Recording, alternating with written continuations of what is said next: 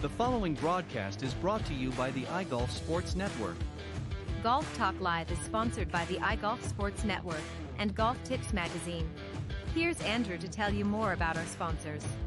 iGolf Sports is a live stream broadcast and media production company providing quality programming designed to attract the golfing enthusiast. And Golf Tips, the game's most in-depth instruction magazine, including reviews on the latest equipment, tips from top teaching professionals, all designed to help you improve from tee to green. Welcome to Golf Talk Live with your host, Ted Odorico. Join Ted each week as he speaks with some of the best in golf. This week's special guest will join us a bit later. But first up is another great discussion on Coach's Corner. So let's introduce tonight's Coach's Corner panel. Welcome back, everybody. I'm super excited tonight to be joined by this evening's featured guest. His name is Blair Kline. He is the general manager of golf operations at Dunedin Golf Club in Florida. Tell you a little bit about his background, and then we'll get into tonight's discussion. Blair has been working in golf since 1966. He became a PGA professional in 77, and then later became a PGA member in 1983. He's also played on the mini tours for over 10 seasons. Throughout several states, California, Oregon, Washington, Idaho, even up into British Columbia, and many others, several others actually. And he's held general manager and head golf professional positions at a number of clubs in Florida, as well as Texas, Arizona, and again, California. And in 2024, he came to Dunedin Golf Club to oversee the $6 million restoration and run the golf operations for the city of Dunedin. So, Blair, welcome to Golf Talk Live, and thank you for joining me tonight. Thanks for having me. It's going to be very enjoyable. Well, I hope you enjoyed, and I'll do my best to keep up. But I always like to. I mean, obviously, in your bio, it gave a little bit of information about obviously your background and things like that. But I want to go a little further back, if you don't mind, and to some of your earliest memories. And then we'll get into, obviously, we'll talk about Dunedin. But I want to. When did you first sort of become interested in golf? How did that come about? Was it a parent that introduced you, or was it just a natural curiosity? And sort of how did you get started? And then at what point did you decide, okay, I want to be a part of this business? Actually, it was a mother and father that decreed I needed a summer job. So I needed to go caddy for a summer for the summer job. And I was fortunate enough to become a caddy at the Broadmoor Golf Club in Seattle, Washington, one of the top clubs in the Northwest. And the golf professional at that time was a gentleman named Ben Doyle, who probably found his greatest fame as the leading proponent of the golfing machine book. It was written during the time I was at Broadmoor. I was very fortunate to hang out with a lot of other good players while I was there. But it really took me, Ben allowed us workers to take the junior lessons that the junior members would get. And it probably took me about 6 to 8 months before it just consumed me. Yeah. And so when the other guys working there, actually working in the bag room and the club repair and doing things like that, went back to college, he asked me if I wanted to work there. And that's all it took. It was wonderful. Ben later went down to Carmel, California as a teaching pro, and a gentleman by the name of Duke Matthews, who was one of the leading players and played the tour, became the pro there. I worked for him for 10 years. And then Billy Tyndall, who became the dean of the Northwest Golf Pros, former USGA junior champion, became the pro there. And I went back to work for Duke when he moved to Southern California. So I was exposed to everything pretty early. It came to me early what I wanted to do. Right. In fact, I remember Duke asking me when I was probably 17 if I had any idea what I wanted to do with my life. And I said, well, all sincerity, I said, when you retire, I want to be back here and take your job. And that didn't work out, right. Because I discovered warmer weather was south of Seattle. And I love Seattle. Right. If I was a tennis pro or something and could work inside, I would probably still be there. But I needed to go for warmer weather. Once I found out warmer weather was possible. Right. And I relocated to Palm Springs, and after that, it's always been warm. Palm Springs, Tucson, Sacramento, Houston, Fort Worth, the Panhandle up by, the Panhandle well, and up there, and now down in Tampa. So I've just enjoyed it. I've had great mentors along the way. When I was in Palm Springs, I left O'Donnell Golf Club, the original course in the desert, where I was one of the only assistants they've ever had, and went to work for Gay Brewer and opened Desert Horizons Country Club in 1980. And Gay won the Masters in 67. Many people don't know he lost in a playoff in 66. Nicklaus won it. Right. And I was included in everything. So I met all the greats of the game, and it just fueled my passion even farther. And I've had some wonderful experiences due to where I was and the mentors I've had. It's interesting because everybody has a story, obviously not quite as fortunate as yours, but, everybody has their earliest memories of how they got introduced to this game. And, usually it was as either a parent, or in your case, it was both parents. And, for whatever reason, whether it was to get you out and get you working, or whether it was just to introduce you to the game. And it's always interesting when I hear people's stories and they talk about how, for a period of time they went out there and, hit balls or what have you. And then all of a sudden they were just, they were hooked, and that was it. And it sounds like that was a similar passion for you, and where there came a point in time when the game was just, this is what I want to do. And you went on, as I mentioned in the bio, you went on to play on the mini tours for a number of seasons all over the country, and even up into Canada a little bit. And then ultimately you've come over to the other side of the game. And that's something you don't see very often. You don't, usually see somebody will be a player or they'll be a coach or a teacher of some sort, but you've done both. And that, at what point when you were playing did you say, I think I'd like to teach this game as well? Well, I was always working as a golf professional, right, at private clubs. But if you're in the desert, which I was, the summertime is not generally very busy down there. Right. So I could take 12 weeks off and go play. And I still wanted to play. I got invited to a lot of great tournaments, played with a lot of great players. And I tell everybody it's because every tournament has a last place finisher. And I offered the tournament a quality last place finisher. Right. I would play with the amateurs and give them the distances and, laugh at their jokes and hang out with them. And every person trying to play the mini tours, because a lot of them were pro-ams. Sure. You'd have one group one day and another group the next day, another group the next day. And they hated following me because they said, we got to read all the putts. We got to give them all the distances. But keep in mind, I was doing it because I loved golf. I still love competing, but every year I got worse. Right. And the guys playing got better every year.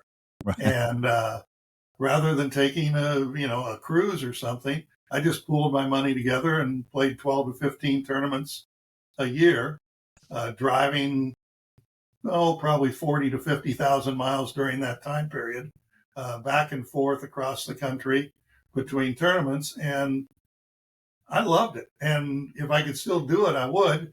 It got to where it was a physical impossibility. Sure. And also, my best year, I lost $1,500. That was my best year. So, you look at that and you wonder how many more years can you do that? And it became a point where I could play 2 days in a row because my back was so bad. And so I play in a couple little local things, but other than that, I very rarely play anymore. But I love golf, and I got into the teaching side of it quite a bit.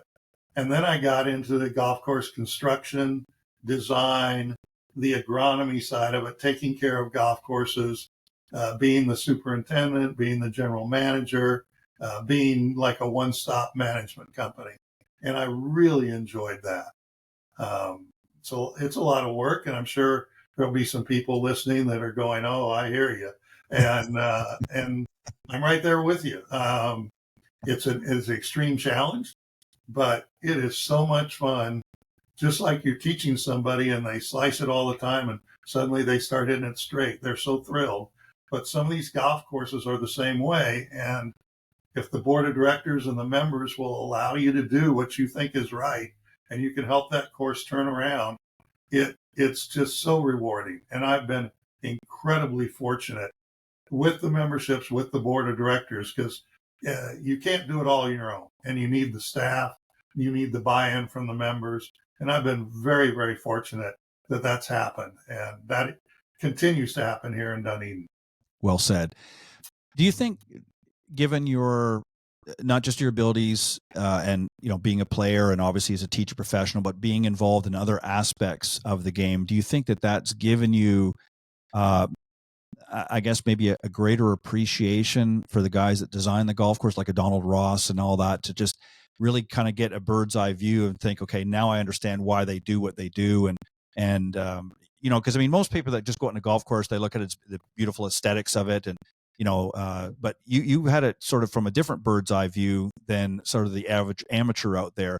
Do you think that it's given you a greater appreciation of the game, being able to see it from your side of it? There's absolutely no doubt it has. I mean, as a player or a club member or anything, we all have our favorite golf courses. Sure. That appeal to us for some reason.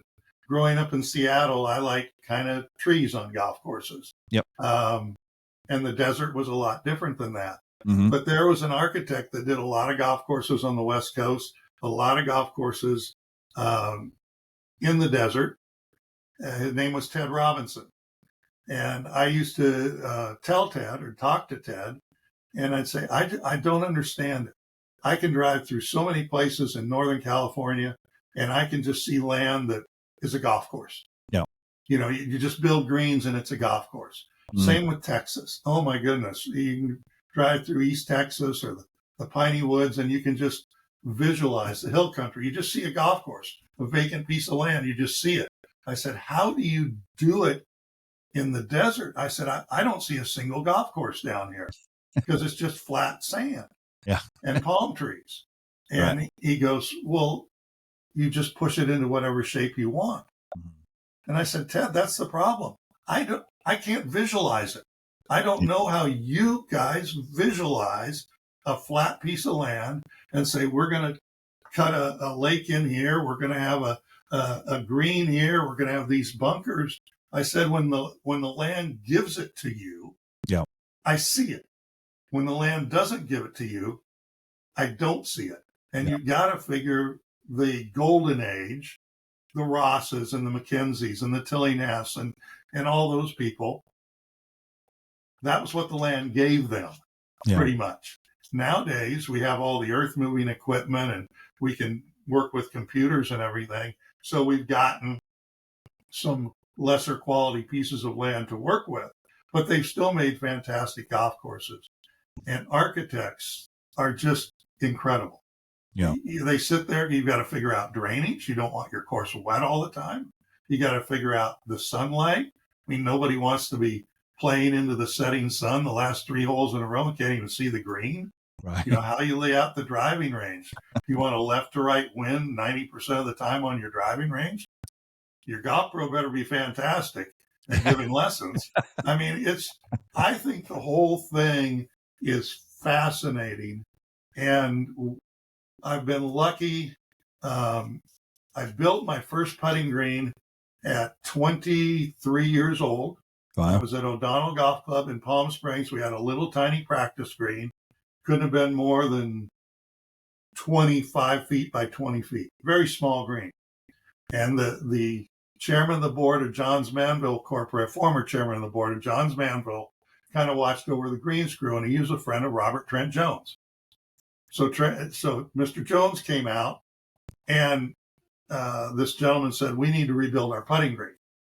And Duke Matthews, my boss, said, well, Blair's really interested in architecture. And he said, come on, Blair, I'm going to show you how to build a green, and you're going to build it. So this little tiny putting green. And of course, I've got ideas of hills. The green's only 20 feet long. Right. You can't have too many hills and valleys in a putting green like that. And so he tamed me down and explained to me that we kind of just need to have as many putts as possible, the little break, because we can't have something that takes too much of the green out of play. But he actually taught me how to do it, showed me how to do it. Later on, Ted Robinson helped me. Architect by the name of Ray Hardy helped me. Current architect by the name of Jeff Bloom that does a lot of work helps me.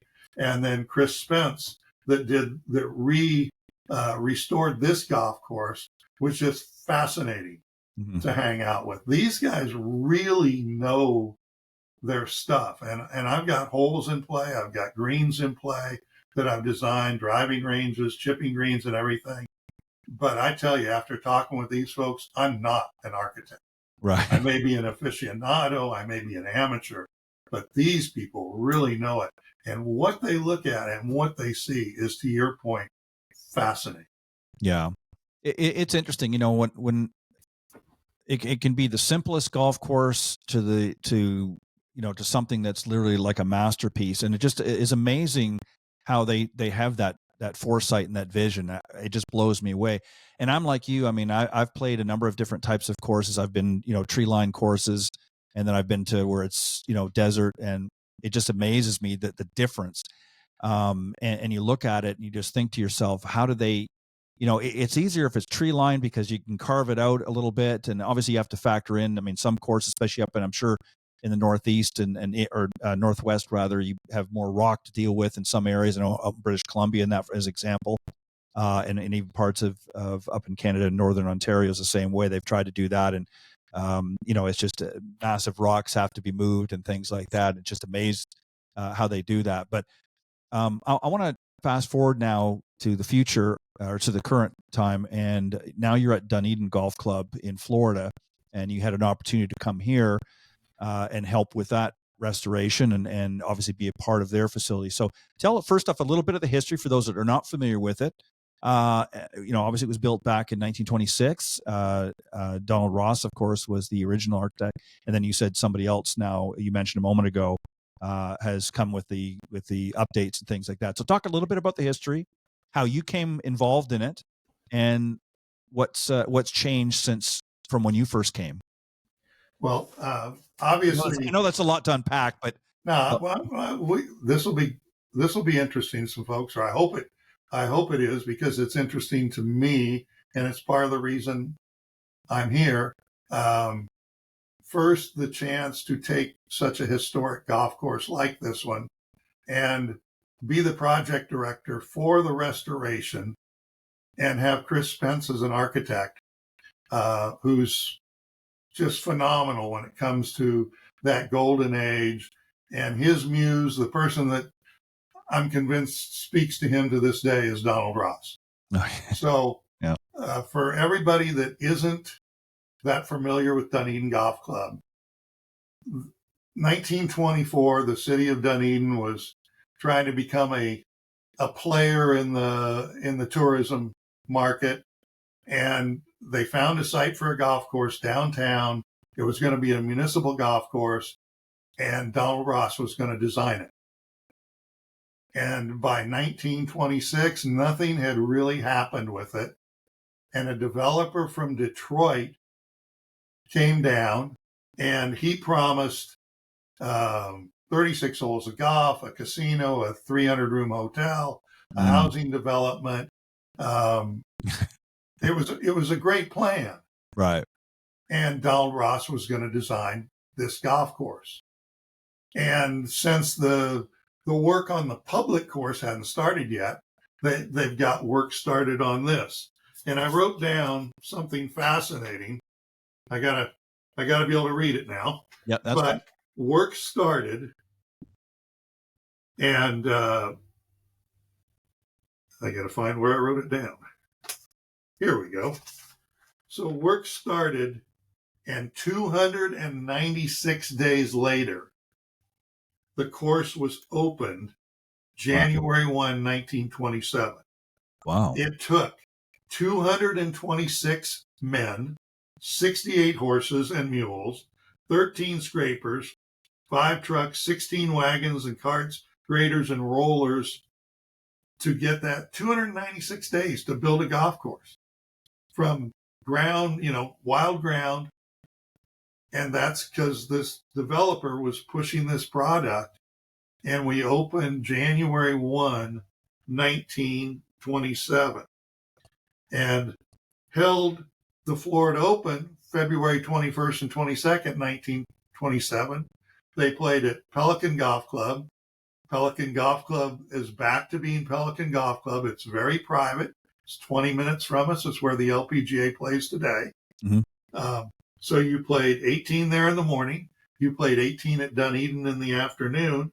And then you played 36 the next day at Clearwater Country Club. And Bobby Cruikshank finished second in that first Open, and Tommy Armour finished down the list. But Armour said it was one of the finest courses he'd ever played. The layout's the thing. It's the best in Florida, if not the entire country. Wow. And by 1928, Sarazen was playing here daily and called the best course on Florida's West Coast, could be the best in the entire South. And that's just after opening up. And that's the genius of Ross. I mean, there's a lot of Ross golf courses. Yep. You know, you've got a Ross golf course, original Ross golf course up in the Panhandle in Panama City. Yep. You've got a lot of Ross golf courses in the Northeast. I didn't have any in Washington or Oregon. There's one in California, Peninsula Golf Club. There were originally 3 in Texas. I think one truly remains. That's Sunset Grove in Orange, Texas. So it's mainly a East Coast, just because of the travel, getting around back then. So you've got quite a few of them in this area. And as I found out about this job and started researching it, I mean, just we have this history that's incredible. We were known when the developer kind of went under during the Depression. Another group took the course over, and in 1938, they made a deal with the city to take over operations of the golf course, assuming the city could meet some provisions, which the city did over the length of time. So this has truly been a city-owned facility since 1938. Wow. But the cities never operated. They always had an operating agreement with the entity to operate the club. And it was Dunedin Golf Club. But in 1945, it became the PGA of America.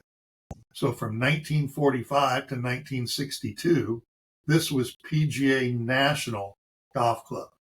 And we hosted 18 PGA Seniors Championships, the longest running senior major that's still on the Champions Tour to this day.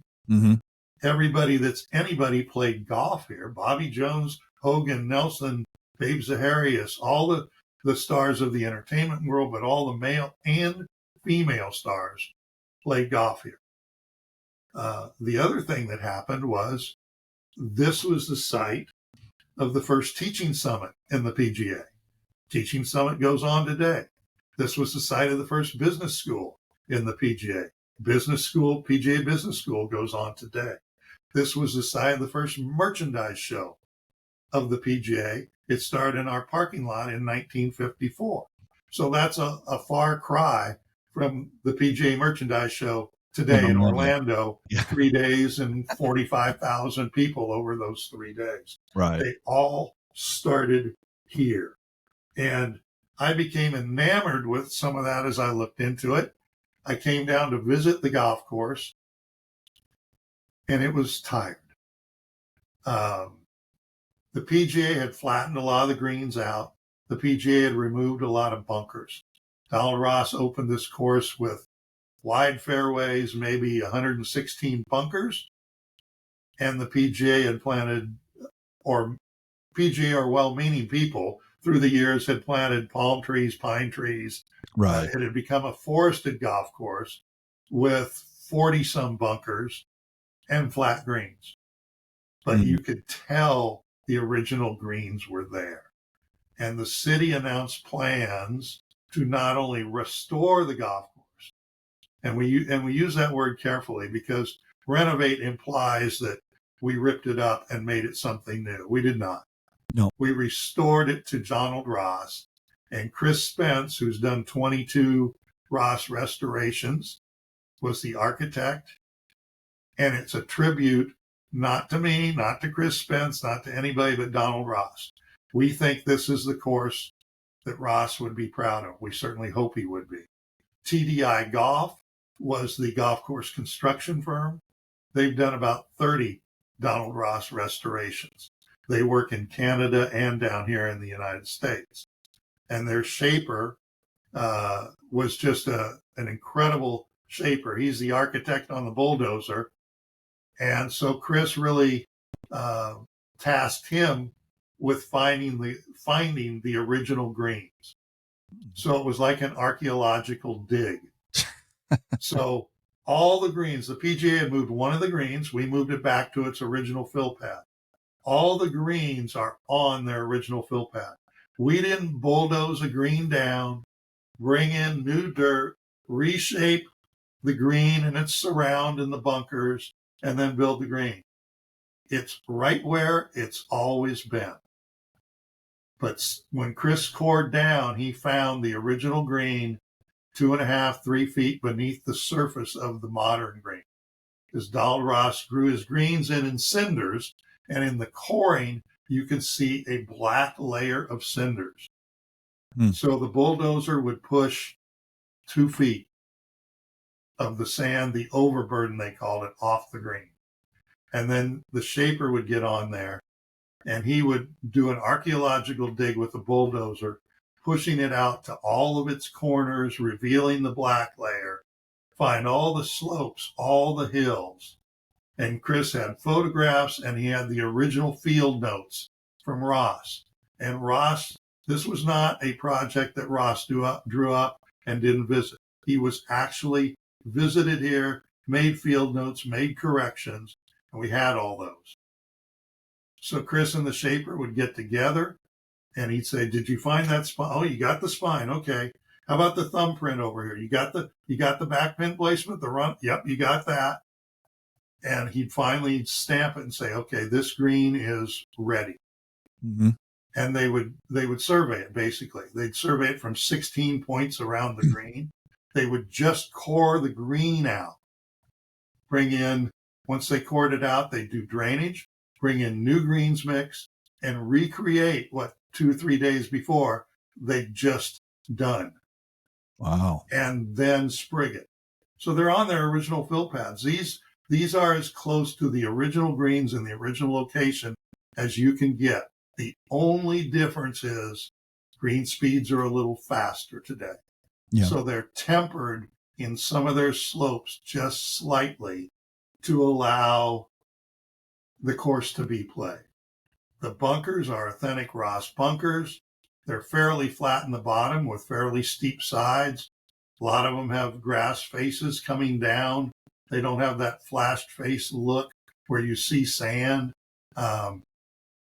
The work that Chris Spence did around the greens complexes is nothing short of phenomenal. And every architecture aficionado, guru, other architect we've had out here has just gone, this is amazing. They're really special. You know, I just sitting there as I'm listening to you, and I'm thinking to myself, I mean, this is a Herculean task. I mean, to say the least, and that's probably selling it short. I mean, to be able to go in there and do that, and not only locate but then recreate what was there, it is really nothing short of brilliant. I mean, I couldn't even begin, to imagine, and just hearing you explain the process and how detailed they were, and to what lengths they had to do just to get down to find it and get where it was. And then they had to go through the process of imagining it, if you will. And I wonder what has been, I mean, well, first off, how long of a process has this been? I mean, obviously it didn't happen overnight. I mean, you said originally the golf course was about 200, I think you said 26 days from start to finish before they opened it. What was the length of time that was involved in getting it to where it is now from where it was? Well, it was 296 in the beginning for Donald Ross. Yeah. We actually started work. Our groundbreaking was March 1. and TDI Golf was on site working that day. We were on schedule to reopen somewhere between the 1st and the 15th of November. So that's 8 months. That would, if my math's right, and that would have beat Ross. Of course, we had, and we put in a new irrigation system. Right. We did some drainage work. We built some new tee boxes, grassed the whole facility. But we had a couple little fun things along the way. I'm sure. Right as we were getting really close, we were about, I'd say, halfway through grow-in. Tropical Storm Debbie went past us. Mm-hmm. That was brutal for rainfall, and it turned into Hurricane Debbie as it was passing us. We survived that. We did everything, whatever little amount of washouts there were and everything we fixed. And shortly thereafter, we got 2 hurricanes back to back. Yeah. And Helene had an unbelievable storm surge. Everything was coming in when Helene hit. And I don't want to make fun of this because it ruined lives for people and ruined homes. Yeah, of course. And for people that have never been down here, we are right across the street from the water. There's a lot of homes across the street, but that's actually the bay dredged out. The developer dredged out the bay to make more home sites on the water. And there are places where the water comes up right to the other side of the street that runs by the edge of the property. And Helene only dumped about 1 3/4 inches of rain. Had some wind, knocked a few small trees down, but the storm surge was unbelievable. Yeah. And it put 5 of our greens underwater. It put probably 3-4 of the fairways were pretty submerged. We got that pretty much dried out, and here comes Milton. Yeah. And Milton, that was not my favorite hurricane. Mm. The tide was going away, the surge was going away from the shore, so it did not flood nearly as much. But it dumped 15.21 inches of rain, Mm-hmm. and the wind was greater, and it knocked down 96 trees on our golf course. And this was probably 5 weeks away from opening. So we were pretty well there. And some of these trees were 20 feet around. They were not twigs. Right. The twigs stayed upright because they flowed with the wind, but these were some gigantic trees, 96 of them. And then FEMA gets involved, and you have to meet all their rules and regulations because the city obviously would like reimbursement. So we have to do everything necessary. And so we actually got open December 27th, which I think, given the circumstances, was really good. Oh, yeah. But we were on schedule. We would have been open the same November 1st to 15th as we opened December 27th. And that was due to Chris Spence dedicating a lot of his time to flying out here and approving greens and approving bunkers, and also TDI Golf. Yeah. They stayed on top of it. We had weekly meetings, myself and the construction superintendent and our green superintendent at the time. We were meeting daily. Bring up anything we think needed to be changed, a change order, anything we thought they were falling behind on, or anything that they were way ahead of and doing great. And then everybody involved with the construction, from their home office people to us, to the engineering firm, which was Stantec, to the person planting the new trees that needed to be planted, to the irrigation supplier, which was KDC Irrigation. We all met. Mm-hmm. And we had great communication, and that was the one thing that helped. It really helped us push that timeline as fast as possible, and really helped us with the hurricane cleanup, because every one of us had to do a lot of stuff. No, I imagine with that hurricane, and we were responsible for a lot. And we were talking at 11 o'clock at night. We were talking at 5:30 in the morning. Hey, I need to do this. Can you not do your stuff there today? And that's literally how it went. And we all pulled together. We got it done. I think we got a great result out of it. And all those companies that did work for us, it's a testament to them also, that we were able to recover the quality of the workmanship that went in, that we were able to recover so fast from something that was a pretty big disaster in this area. Mm-hmm. Definitely hurt a lot of people's homes, ruined some lives, but we were able to recover. And thank goodness we were. It's amazing when you think about it, because you didn't have just one, but you had really two hurricanes that came through in a very short period of time. So, as you're trying to prepare to get, over the first one, here now you've got another one coming in that's, obviously different and different circumstances, but essentially coming through, the state. And, as you said, it was just devastating. And then, ultimately went up into some of the other states here in the South. But yeah, that is amazing to be able to do that. And again, kudos to all of the, individuals and obviously all the companies that were involved in doing that, because that's not an easy task. I mean, when you're doing the quick math here, you're basically a little over a month past your deadline, and you managed to get open despite having all of that come through. That's amazing.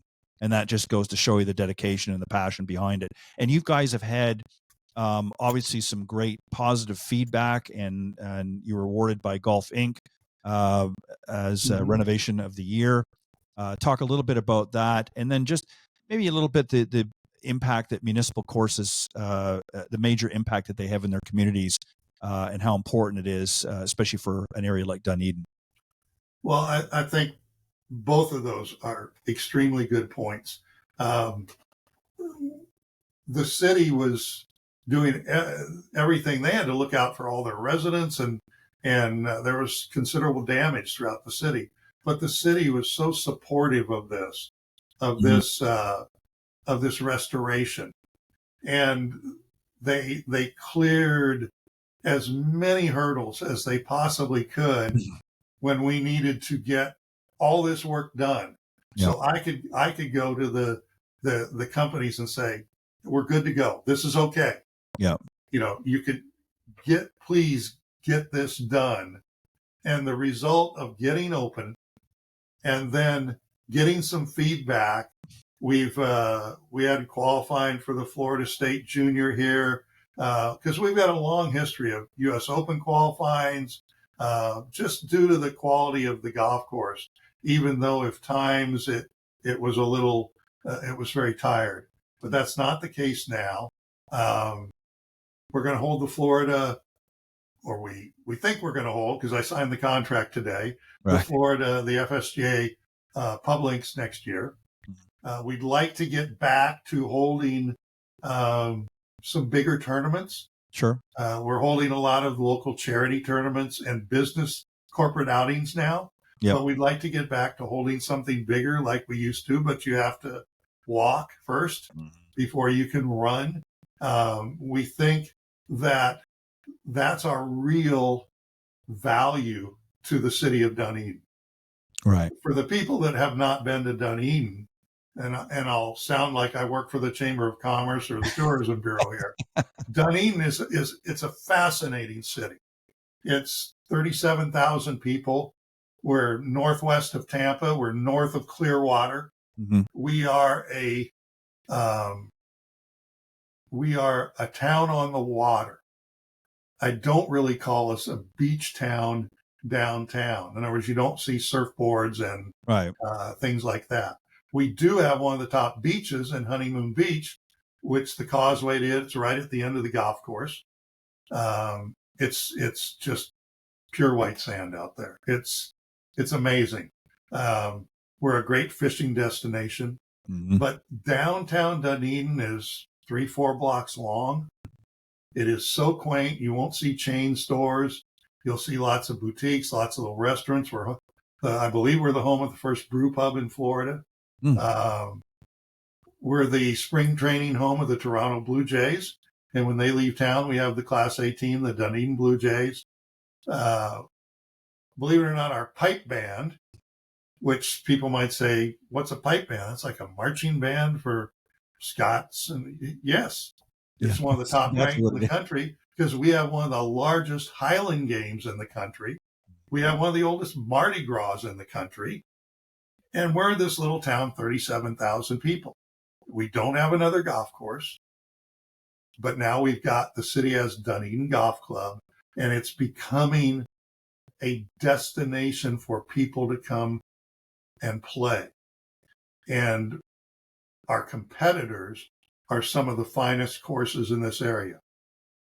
So if you're coming to this area and you want to play the finest golf courses, you're probably talking about Streamsong. You're talking about Cabot. You're talking about Innisbrook, which is right up the road, play where the tour plays. Mm-hmm. If you're lucky enough to get on Pelican or Bel Air, they're 20 minutes south of us. Very private, but wonderful golf courses. And then you've got the TPC in Tampa. Yeah. And we are getting play from all those golf courses, either when their people come in and play us that day and then go to that golf course, or play there, come down on the day they're flying out and play our golf course. So we're getting great response from all over the country. I think we've had close to 50 articles written about us in everything from national publication, Forbes, golf.com. You mentioned getting the best restoration public golf course from Golf Incorporated, which is wonderful.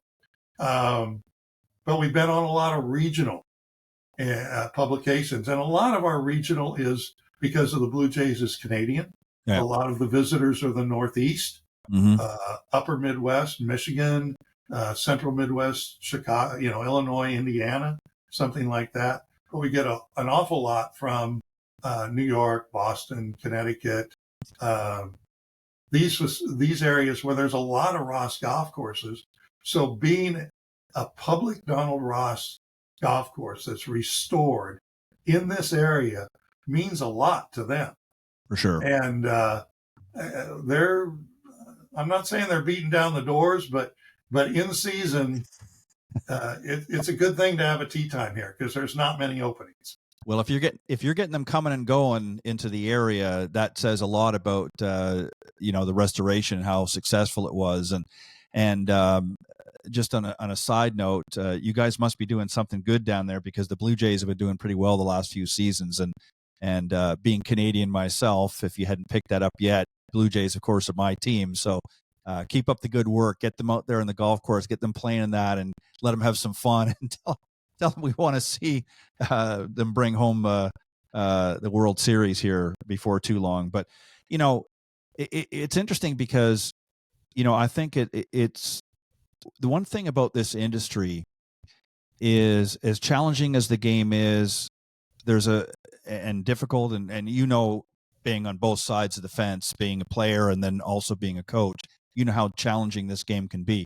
But the one thing that always seems to sort of bring us all down the middle is the camaraderie that people have out in the golf course. I mean, you can put four strangers together that have never met and can find commonality out in the golf course, no matter what level of play they are. There's always something that they can talk about. There's a willingness to help one another out there, your fellow golfer, if you will, to help them, especially if you've played that course.